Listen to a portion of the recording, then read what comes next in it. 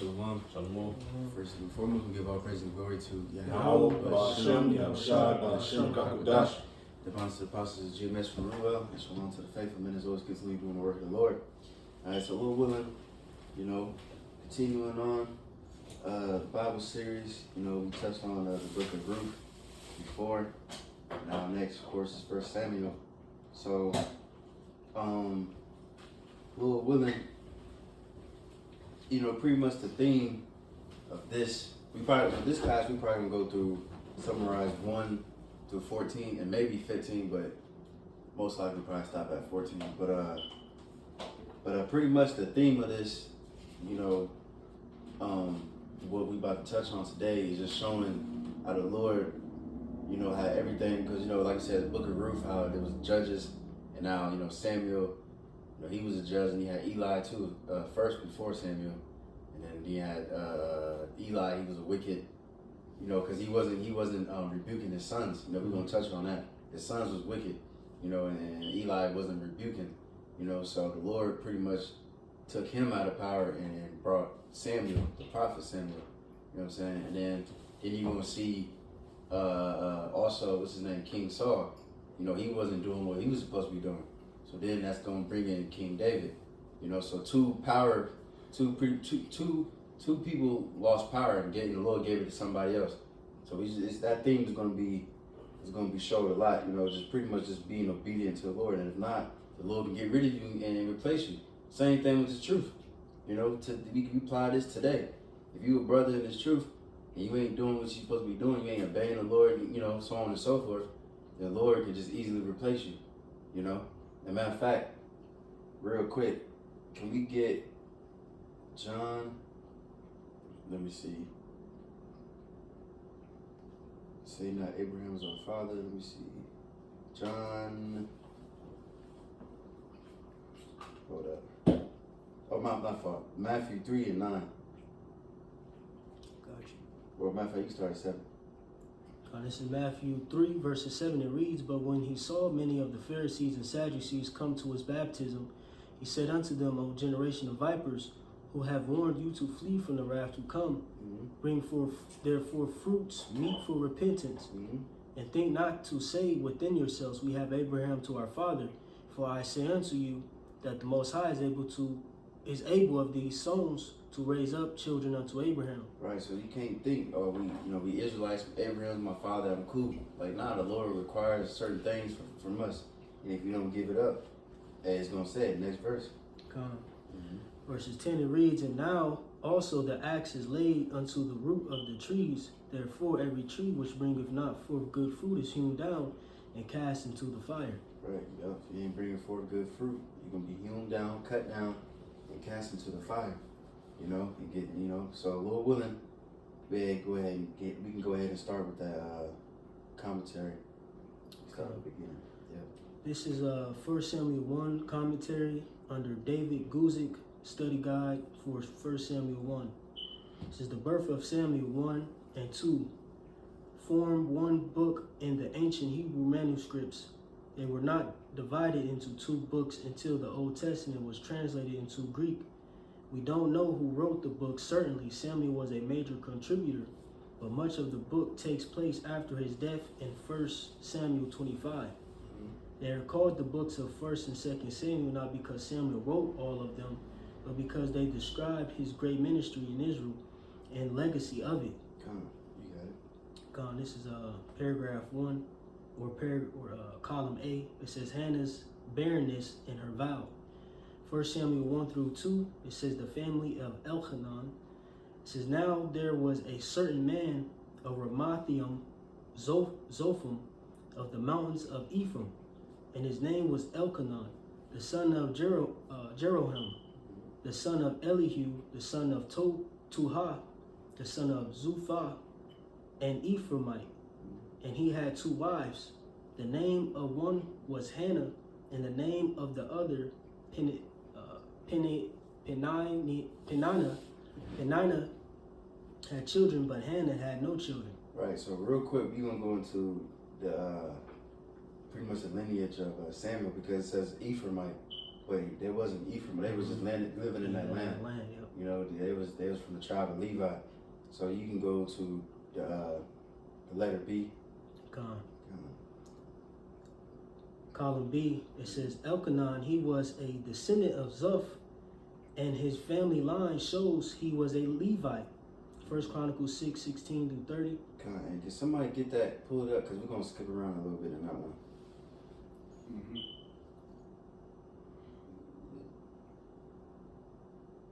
We said 30, 16:30? 6, chapter 6, starting at verse 16 Here we go. through 30. We got it. Want me to read it? Yep. It's 1 Chronicles 6. You say what? 16. 1 Chronicles 6:16. The sons of Levi, Gershom, Kohath, and Merari, and these be the names of the sons of Gershom, Libni, and Shimei. Right. And we're going to touch on those three sons, because each of those sons, you know, they pretty much the Levites, they had different offices and jobs, and when they was dealing with the tabernacle, you know what I'm saying?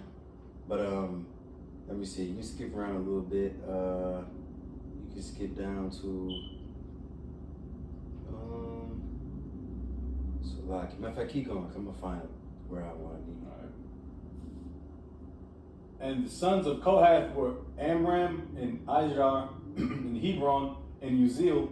The sons of Merari, Mahil, Mali, and Mushai. And these are the families of the Levites according to their fathers. Of Gershom, Libni, his son, Jahath, his son, Zimah, his son, Joah, his son, Iddo, his son, Zerah. What verse you at? 21. Can you go to verse 35? Verse 35. The son of Zuph, the son of Elkanah, the son of Mahath, or Mahath, the son of Amasai. Right, just to show you right there, the son of Zaph, you know, just to show you that's going into Levi, you know. And then now, can somebody go into the article that I put on the Telegram? Because Samuel, he came out, because like he had three, because Levi had three sons, you know what I'm saying? What did he say? Gershom, Kohath, and right, Merari. Right, and Samuel came out of Kohath, you know what I mean? But you got it, you start at the top of the article. Yeah. The article from GotQuestions.org. It says the Kohathites, the Gershonites, and the Merarites were three clans of the Levite tribe in Israel, Numbers 26, verse 57. Each clan was Can you read that verse real quick? Yep. It says Numbers 26, 57. It's read in ASV here, if that's okay. Come. It says this was the list of the Levites according to their clans of Gershon, the clan of the Gershonites, of Kohath, the clan of the Kohathites, and Merari, the clan of the Merarites. Mm-hmm. You got it. Okay, it says each clan was comprised of descendants of the man from whom the clan received its name. It's like Kohath was the father of the Kohathites, Gershon was the father of the Gershonites, Merari the father of the Merarites. Mm-hmm. Kohath, Gershon, and Merari were the three sons of Levi and grandsons of Jacob. Genesis 46:11. Want that? Now you good. It says Moses, Aaron, and Miriam were Kohathites. 1 Chronicles 6, 2-3. Come, you skip that too. It says the Levites filled the priestly roles in Israel and bore the responsibility of caring for the tabernacle. The Kohathites, the Gershonites, and the Merarites had specific roles within the Levite culture. Right, just like even like with Judah, you know what I mean? Because Judah had multiple sons, and who was it? Which one? I forgot which son's name. We gotta go into that too. I forgot his name. One, where is a line of Judah with the kings. Perez, they come. You see, but you got it. It says the Kohathites, for example, had charge of caring for the objects associated with the sanctuary. Mm-hmm. This is the service of the sons of Kohath in the tent of meeting, the most holy things. Numbers 4, verse 4-14. Mm-hmm. It says the ark of the covenant, the table of showbread, and other holy items were the responsibility of the Kohathites. Numbers 10:21. and 1 Chronicles 9:32. You know, Jake can read that on your own just for the sake of time, but you got it. This is the Gershonites took care of the decorations in the sanctuary, curtains, ropes, and coverings, Numbers 4:24-26. The Merarites had the task of maintaining and carrying from place to place the pillars, bases, frames, pegs, and cords that created the structure of the tent of meeting. Since the Israelites were often on the move, the tent of meeting often had to be taken up and moved. Each clan had its responsibility to the sanctuary of the Most High. Come on, let me stop there. You know, just to show, you know, a little background on Samuel's family. You know what I'm saying? But oh, did you read the site name? Yeah, what, got questions? Oh yeah, come on. Yeah, Yeah, just in case, you know, brothers want to go into it more on your own time. But now we can stop there and then we can go, let me see, if we go back to 1 Samuel. Somebody got that Samuel's pulled up? Yeah. I got it. With the commentary or the book? I got The book. I got the book. Cause so pretty much I'm gonna summarize a lot because it's a lot, you know, just like I said for the sake of time. So pretty much, you know, just introduce, you know, Samuel's family, and pretty much Hannah, Samuel's mother, you know, she couldn't have children, so the Lord, you know, pretty much blessed her. You know, she was at the temple, Eli blessed her, and the Lord pretty much eventually gave Samuel. And then so, because she made a promise, you know, if you give me children, I'm going to let the child be yours. So Samuel was also, took the vow of Nazareth, what's it called, Nazarite? Nazarite vow, so he, you know, no razor to his head, so on and so forth. And then he started serving in the temple of the Lord, all right? But now we're going to skip down to, let me see, we can go to chapter 3, and we just read the first verse. Matter of fact, I think I must have skipped something in 2. Yeah, I forgot. Let's go to chapter 2, and then let's go to verse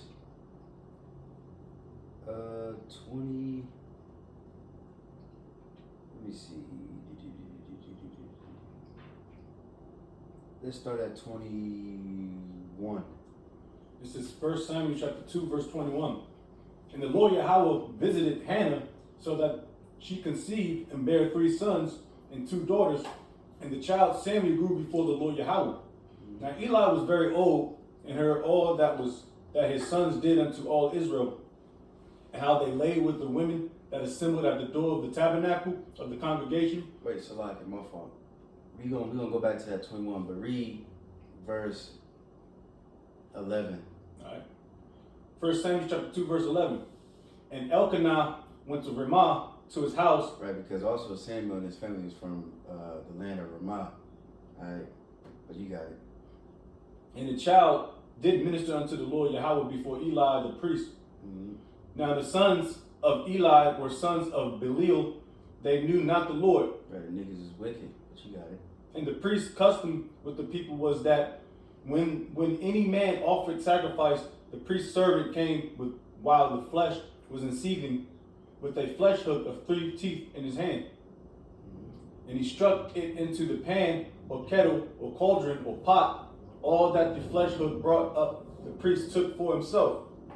So they did in Shiloh unto all the Israelites that came thither.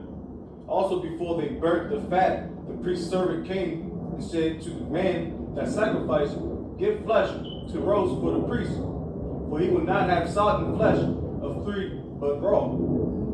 And if any man said unto him, let them not fail to burn the fat presently, and then take as much as thy soul desireth, then he would answer him, nay, but thou shalt give it me now, and if now I will take it by force. Wherefore the sin of the young men was very great before the Lord, for men abhorred the offering of the Lord. But Samuel ministered before the Lord, being a child girded with a linen of ephod. Right. We stopped there, then you can skip to 21. But you see Jake was being off, you know what I mean? And as you go even more further to show them what else they was doing. You know, but at the same time though, the Lord was still bringing up Samuel in the spirit. You know, like I said earlier, you know, the Lord can just replace you, you know, but you got it. You go to 21. Yep, verse 21. And the Lord visited Hannah so that she conceived and bare 3 sons and 2 daughters. And the child Samuel grew before the Lord. Now Eli was very old, and heard all that his sons did unto all Israel. And now they lay with the women that assembled at the door of the tabernacle of the congregation. And he said unto them, Why do ye such things? For I hear of your evil dealings by all this people. Right, and it's the same thing too today with these pastors. You know what I mean? They be sleeping with the damn, what they call it, the flock or whatever. The what's the other word? Congregation. Congregation. There you go, throw it. You know, then they be so much gossip in there too. You know, this woman committing adultery, that man, it's crazy. You know, it's the same shit. Jake has always been wicked. You see, but you got it. Verse 24. Nay, my sons, for it is no good report that I hear. You make the Lord's people to transgress. If one man sin against another, the judge shall judge him. But if a man sin against the Lord, who shall entreat for him? Notwithstanding, they hearkened not unto the voice of their father, because the Lord would slay them. And the child Samuel grew on and was in favor both with the Lord and also with men. Right. So like, what verse you in? 26. 26. Let me see. Yeah, keep going. And there came a man of the Most High unto Eli, and said unto him, Thus saith the Lord, Did I plainly appear unto the house of thy father, when they were in Egypt in Pharaoh's house? And did I choose him out of all the tribes of Israel to be my priest, to offer upon my altar, to burn incense, to wear an ephod before me? And did I give unto the house of thy father all the offerings made by fire of the children of Israel? Mm-hmm. Wherefore keep ye at my sacrifice and at my offering, which I have commanded in my habitation, and honors thy sons above me, to make yourselves fat with the chiefest of chiefest of all the offerings of Israel, my people. Right, real quick. What's that? Love the creature more than the creation. I believe that's Romans 1. Can you get that real quick? You know. This is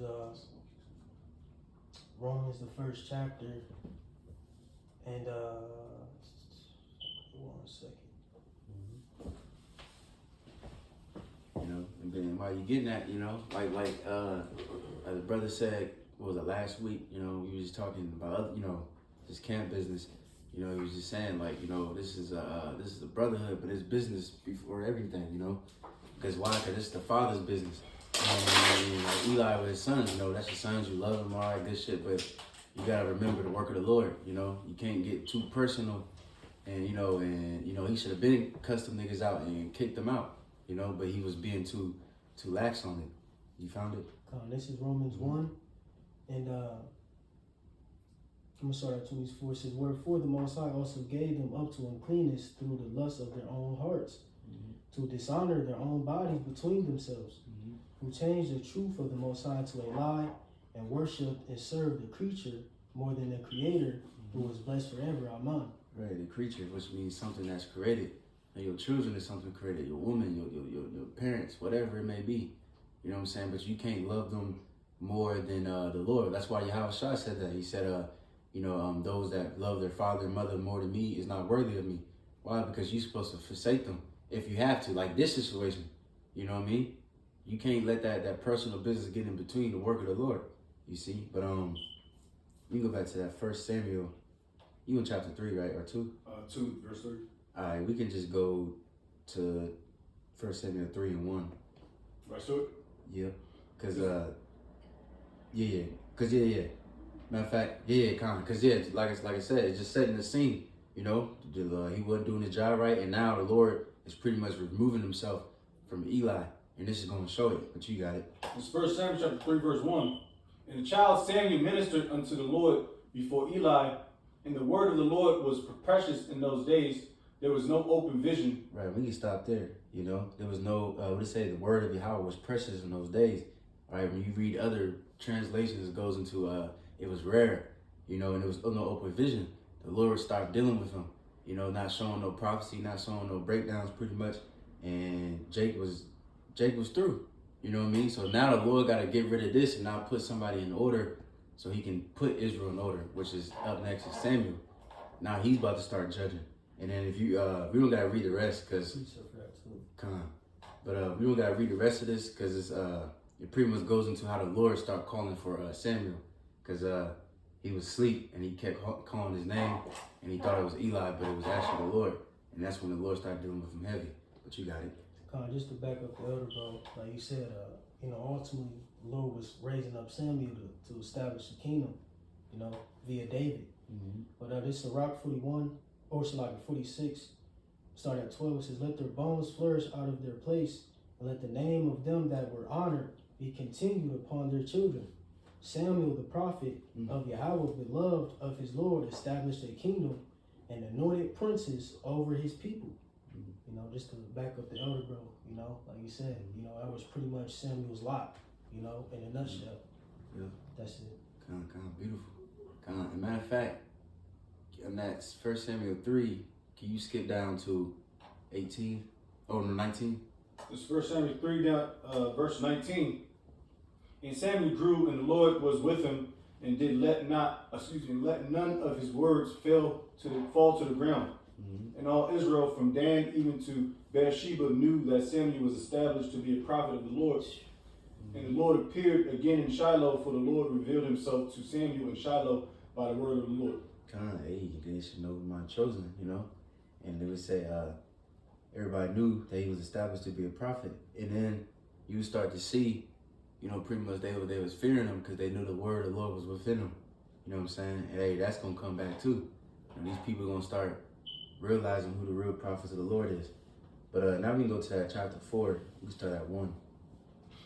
It's 1 Samuel chapter 1, verse 4. 1 Samuel chapter 4, verse 1. And the word of Samuel came to all Israel. Now Israel went out against the Philistines to battle and pitched beside Ebenezer. Right. And real quick, I'm going to show a map too. I'm going to have to send it to you. I don't think I'm connected to this thing yet. But let me send it over real quick.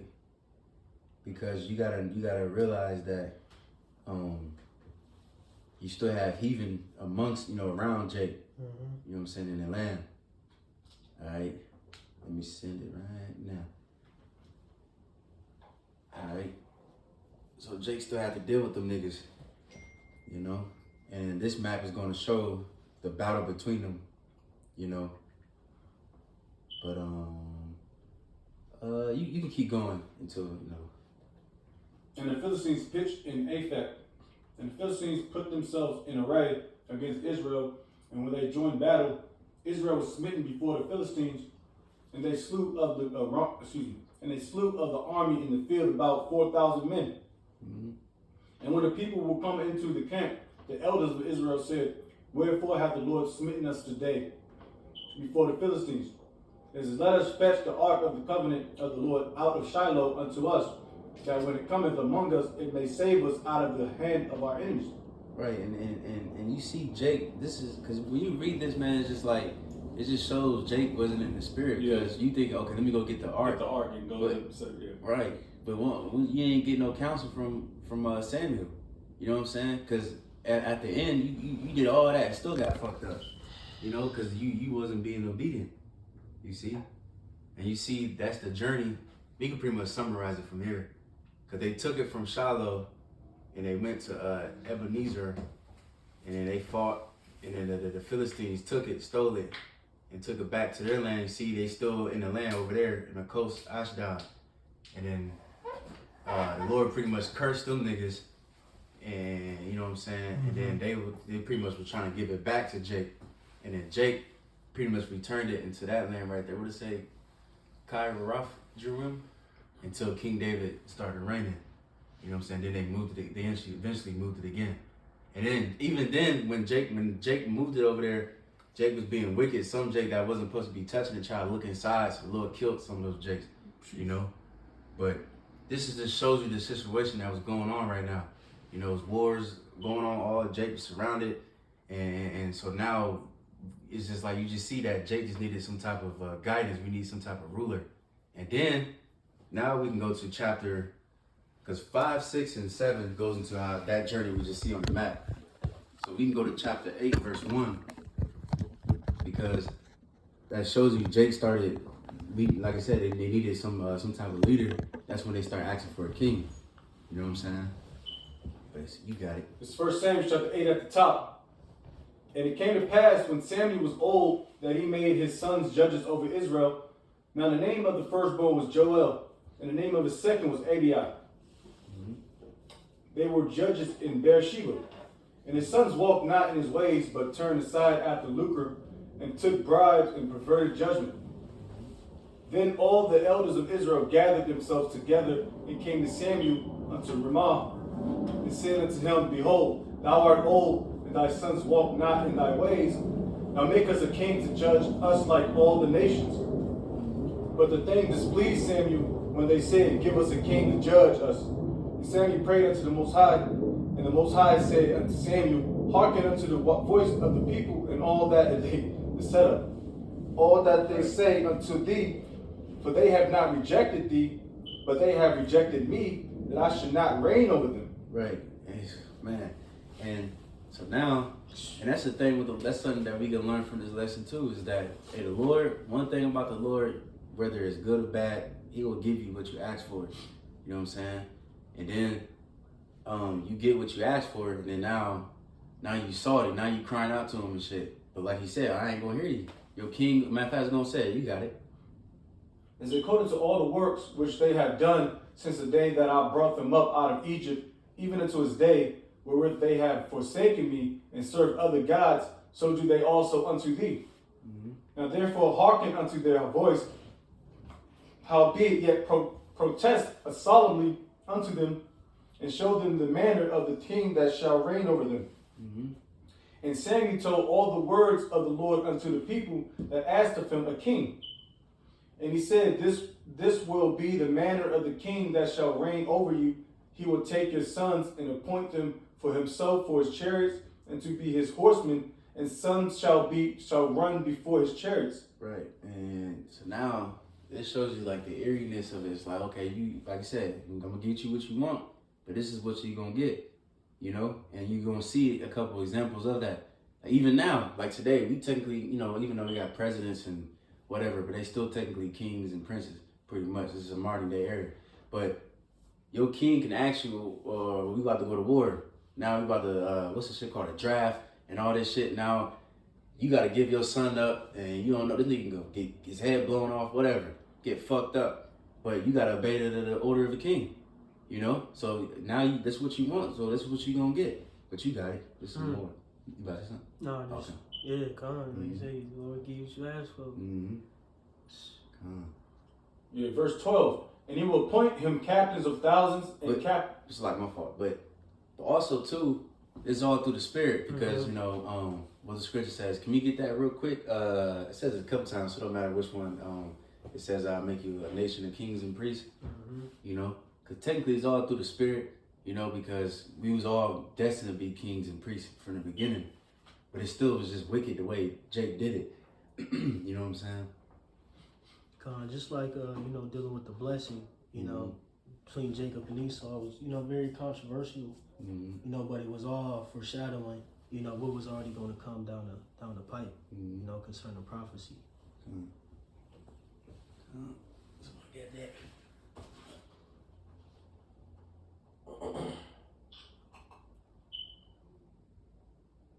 They find it. Oh, I got you. Just get this one real quick. This is Revelation 5 and 10. Or let me start at 9. It says, And they sung a new song, saying, Thou art worthy to take the book and open the seals thereof, for thou wast slain, and hast redeemed us to the Most High by thy blood out of every kindred and tongue and people and nation, concerning Yahushua, and has made us unto our God kings and priests, and we shall reign on the earth. Right, we're a nation of kings and priests. So like I said, this is predestined from the beginning.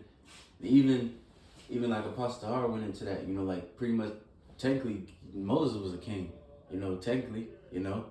But this was like the King Saul was like the first established, you know, king, you see. But we can go back to that 1 Samuel. Verse 12. And he shall appoint him captains over thousands and captains over 50s, and will set them to ear his ground and to reap his harvest and to make his instruments of war and instruments of his chariots. And he will take your daughters to be confectionaries, and to be cooks, and to be bakers.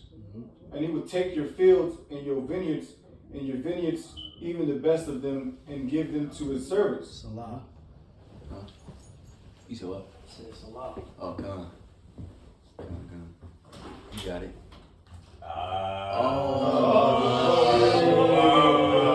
Damn.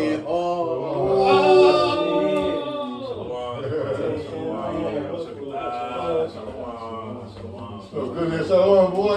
How you doing, baby? Doing good. All right. It's coming.